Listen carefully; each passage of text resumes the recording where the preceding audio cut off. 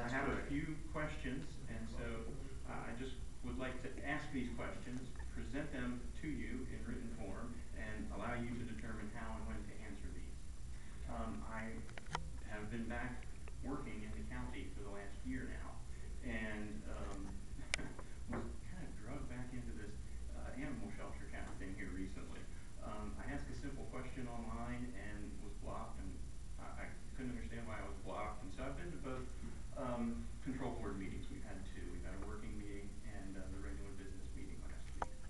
I'm finding, as kind of a new person to this process, that it is very, very difficult to get answers to what I think are simple questions, and the more questions I ask, the more questions I get. So perception from me, kind of being an outsider of this situation, I would like you to clear some things up to make sure that things aren't as bad as they may seem to me or to the public's perception. One is there's a rumor that the shelter contract was not put out for bid, so I was wondering where it was posted and when it was posted, and what were the circumstances around that. If we had other bidders, who were they and how close were the bids? The current operating system, it's very confusing since it's contracted out now. So is this still the Allegheny County Animal Shelter, since you're responsible for the code there, operated through the Shelter Foundation by contract, or is it now the foundation's shelter simply needing to meet the county codes? That may be semantics, but the question is, who's kind of in charge? Who has the authority and the responsibility here? And since I've tried to ask questions there and been shut out with the shelter directly, I've had to go to the Animal Control Board. And I really don't want to be here tonight, but I'm finding it difficult that the whole system is difficult for the public to get answers. As I ask about the Animal Control Board, I find that 3 of the 6 current members have close ties with the foundation. So basically they're overseeing themselves.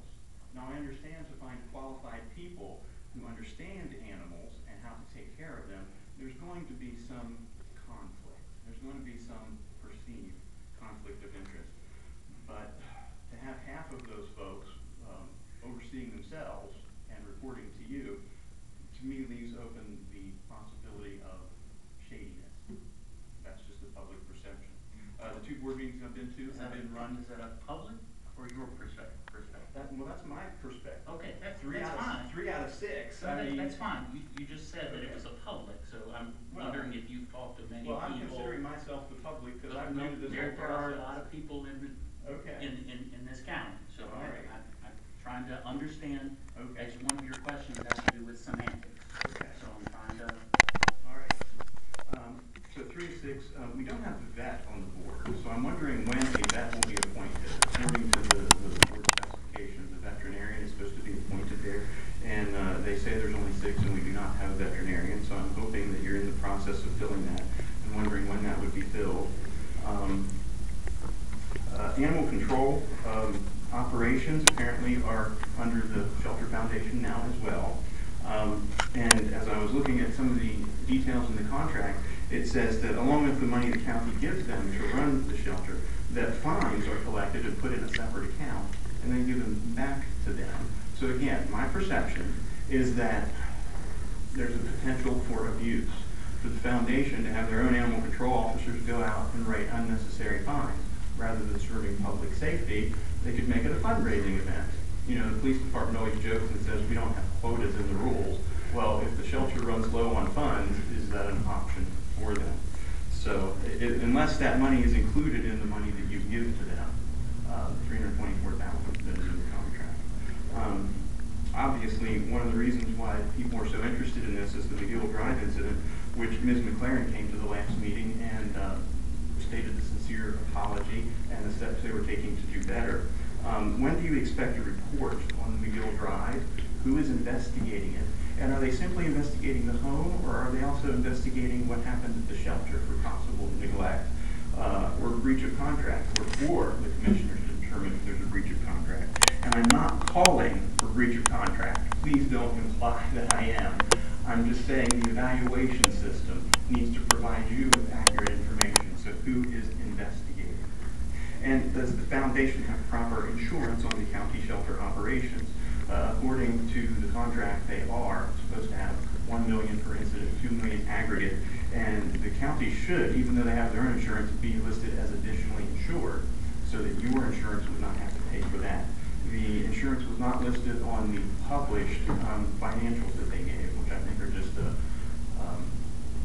initial breakdown. I don't think they're the final numbers.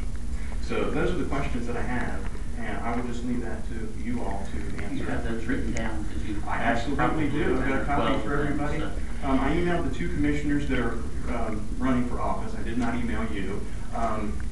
Commissioner Brody offered to speak with me on the phone rather than an email response. Bill Valentine and I had a dialogue through email, and the one point I was asking him to hear from me, he didn't ever say that he heard. So I was a little frustrated there. So as somebody who's back in the county now working here and interested in what's going on, and I'm a pastor, so Methodist, so we do our apple butter on the 1st and 2nd, and right down the road from us at Davis Memorial, Merle's branch does theirs. So I will present these questions to you and let you determine what the best format is to get these answers out to the public or to me or however to address it. Certainly, I'll take care of that and get those answers back to you. In the future, if you would like to know, I would suggest that you communicate to all the commissioners. I would communicate with the president of the Board of County Commissioners if you had certain questions that you'd like to get answered, and questions and that kind of stuff. We'd be glad to get all the information for you, and that way you don't have to come in here. But well, again, I'm new to the system, and I'm trying to figure it out. And since there's an election coming up, I figured I would talk to the 2 that were running and wish you good luck on your further career. But regardless of an election, if you are sincere about finding out answers and sincere about helping the situation, I tend to believe if you go through the proper channels, and we'll take care of that, sir. Okay, well, that's why I'm here.